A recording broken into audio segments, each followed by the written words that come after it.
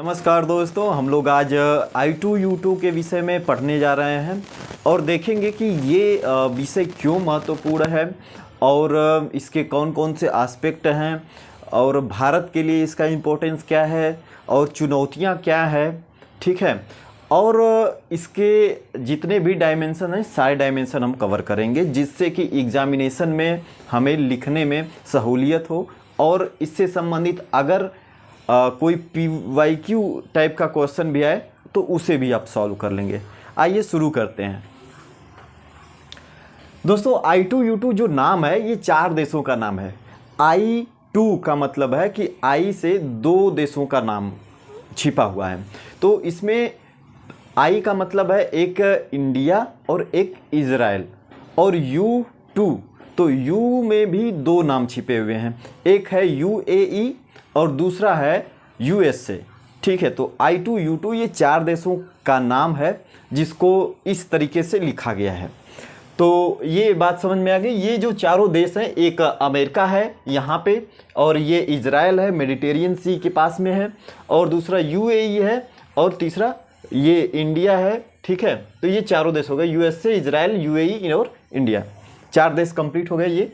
अब इसकी पृष्ठभूमि अगर हम देखें तो अक्टूबर 2021 में एक बैठक हुई थी जो कि इन चारों देशों के विदेश मंत्रियों की बैठक थी।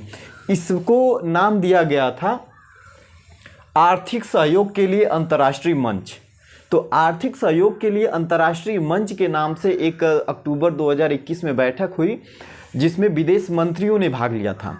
अब यही वाली बैठक को कंटिन्यू 2022 में किया गया। तो जब जुलाई 2022 में इसकी बैठक हुई तो विदेश मंत्रियों ने नहीं बल्कि राष्ट्र प्रमुख या जो देश के हेड हैं उन लोगों ने इसमें बैठक में भाग लिया, जैसे भारत के प्रधानमंत्री नरेंद्र मोदी और USA के राष्ट्रपति, इजराइल के राष्ट्रपति।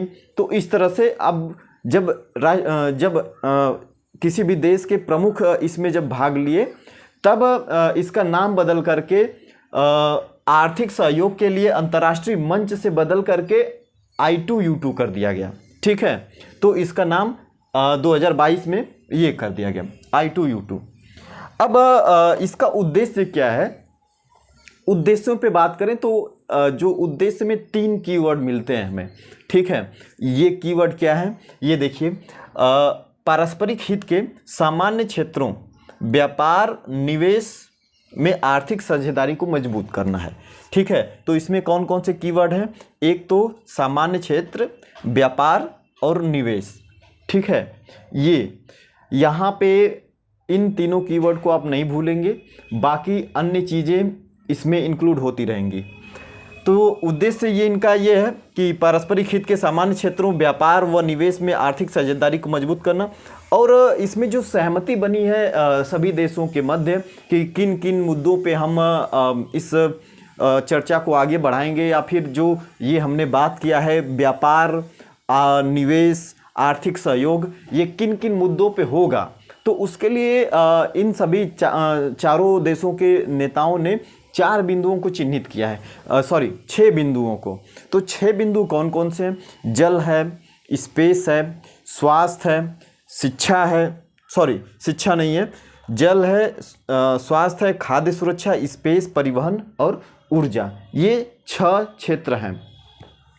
तो जब इन 6 क्षेत्रों पे चर्चा चल रही थी तो फिर उसी बैठक के दौरान ही इजराइल द्वारा भारत में निवेश करने के लिए कुछ वायदे किए गए जो कि हैं ऊर्जा क्षेत्र में और कुछ फूड सिक्योरिटी के क्षेत्र में। ठीक है, तो इजराइल क्या क्या करने वाला है देखिए, UAE क्या क्या करने वाला है? तो UAE भारत में फूड पार्क तथा विंड व सोलर एनर्जी क्षेत्र में इन्वेस्टमेंट का वादा किया है। ये 300 मेगावाट ऊर्जा सोलर और विंड एनर्जी के माध्यम से उत्पादन करने के लिए इकाई स्टैब्लिश करेगा भारत में।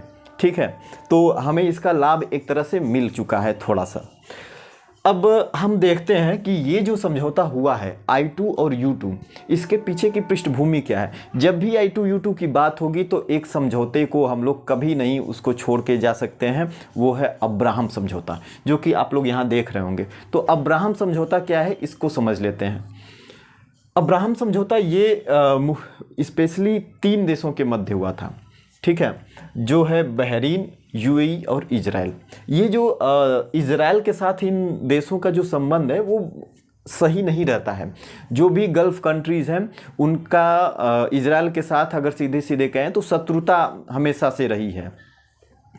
तो ये शत्रुता समाप्त करने में अब्राहम समझौता काफ़ी महत्वपूर्ण है।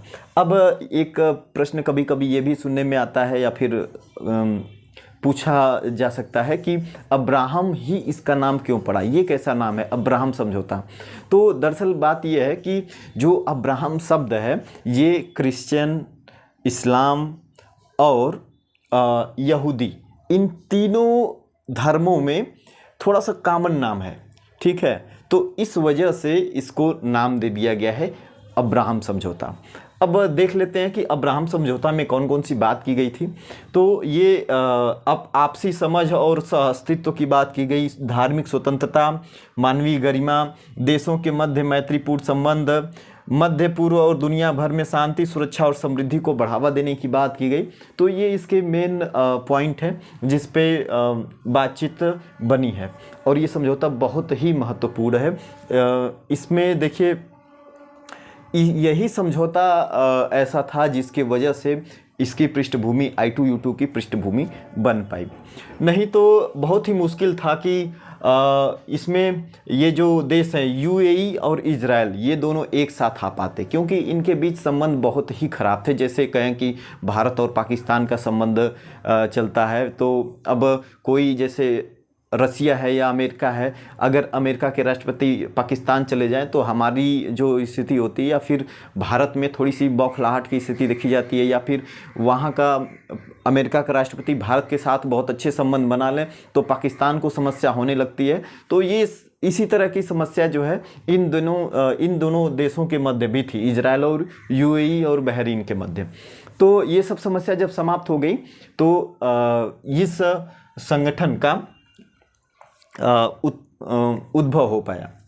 अब हम देख लेते हैं कि इसके निहितार्थ क्या है। निहितार्थ वो भी भारत के संदर्भ में देखेंगे, क्योंकि जब भी हम उत्तर में लिखेंगे तो उसमें भारत का ही पहलू शामिल करने पे हमारा जोर रहेगा। तो पश्चिम एशिया के देशों के साथ भारत का बढ़ता जुड़ा, इससे तो हमारी जो पश्चिम एशिया में कनेक्टिविटी है वो थोड़ा और बेहतर हो जाएगी। हालांकि पहले से हमारा काफ़ी अच्छा संबंध चलता है पश्चिम एशिया के जो मुस्लिम कंट्री हैं, सऊदी अरबिया है, यूएई है या बहरीन है, कुवैत है, कतर है, इन सब के साथ हमारे संबंध ठीक ठाक हैं। और वहाँ पे हमारे देश के बहुत ज़्यादा जनसंख्या भी रहती है, जिससे कि रेमिटेंस भारत में आता है। तो इसलिए भी ये जो देश हैं गल्फ़ के बहुत ही महत्वपूर्ण हमारे लिए हो जाते हैं।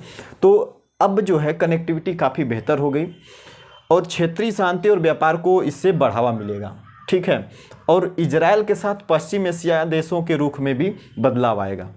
तो हमारा जो संबंध होता था, कभी कभी ये देखने के लिए मिलता होगा कि जब भी हमारे राष्ट्रपति या फिर प्रधानमंत्री इजराइल जाते थे तो उनको संबंधों को बैलेंस करने के लिए जो पश्चिम एशियाई मुस्लिम कंट्रीज़ थे वहाँ भी जाना पड़ता था, या फिर अगर न जाए तो थोड़ा सा दिक्कत होती थी, या फिर संबंधों में थोड़ी सी जो अच्छे पहलू थे वो थोड़े से दब जाते थे, तो इसको ठीक से नहीं देखा जाता था। तो अब क्या है कि अब वो सारी समस्या ख़त्म हो जाएंगी, क्योंकि इन दोनों देशों के मध्य अब जो संतुलन बनाने वाली समस्या थी वो अब नहीं रहेगी, क्योंकि अब ये मित्र बन चुके हैं या फिर इनके बीच समझौता हो चुका है।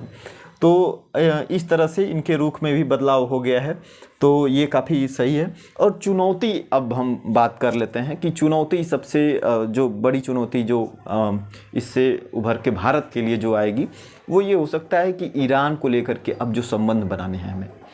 तो ईरान एक ऐसा देश है जिसका संबंध इन जो I2 U2 के जो देश हैं, भारत को छोड़ के जो अन्य तीनों, उनके साथ संबंध उसका अच्छा नहीं है। अमेरिका के साथ बहुत ही ख़राब संबंध हो चुके हैं उसके। और जो इज़राइल है, अमेरिका और इज़राइल इन दोनों के साथ अच्छे संबंध नहीं हैं।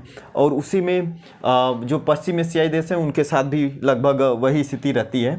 तो अब भारत को इसमें क्या चैलेंजेस आएंगे कि जैसे वही बात कि मित्र का जो दुश्मन का दुश्मन दोस्त होता है, ठीक है, और मित्र का जो मित्र होता है वो भी मित्र होता है, या फिर इस तरह से कहें कि मित्र का दुश्मन भी दुश्मन होता है। तो ये वाला जो संबंध होता है ना, ये यहाँ पे भी काम करने लगता है। तो उसमें क्या है कि जो ईरान है, ईरान का संबंध यूएस से इजराइल के साथ अच्छा नहीं है। तो यदि हम ईरान के साथ संबंध अपने अच्छे बेहतर बनाएंगे तो इन देशों को थोड़ा सा दिक्कत आएगी, ठीक है। तो वहाँ पे जब दिक्कत आएगी तो अब हम क्या करें? अगर हम ईरान के साथ अपने संबंधों को कमज़ोर करते हैं तो ईरान में चाइना को थोड़ी सी ज़्यादा लीवरेज मिल जाएगी। तो हमें ये भी डर है, हम नहीं चाहते हैं कि हमारे पड़ोस में जो जिन देशों के साथ हमारे संबंध हैं वहाँ पे चाइना की पकड़ ज़्यादा मजबूत हो। तो ऐसे में ईरान को लेकर के थोड़ी सी चिंता ज़रूर बनी हुई है, लेकिन फिर भी जो है अन्य चीज़ें ऐसी हैं जो इन सब चीज़ों को बैलेंस करते हुए चल रही हैं। एक समस्या, और समस्या नहीं कह सकते, एक लिखने के लिए एक पॉइंट ज़रूर है ये कि भारत की सामरिक स्वायत्तता को चुनौती मिलेंगी, ठीक है। हालांकि ये तो सामान्य एक बात है, लेकिन फिर भी लिखने में एक पॉइंट के रूप में इसको यूज़ किया जा सकता है, ठीक है। तो ये पूरा हमने I2U2 के जो मेन फीचर्स थे उसको समझ लिया है। अब आप इसको अपने नोट्स में कुछ पॉइंट्स और इंक्लूड करके उसका वैल्यू एडिशन कर सकते हैं और अपने आंसर को और बेहतर बना सकते हैं। समझने के लिए ये चीज़ें कंप्लीट हो चुकी हैं। Thank you.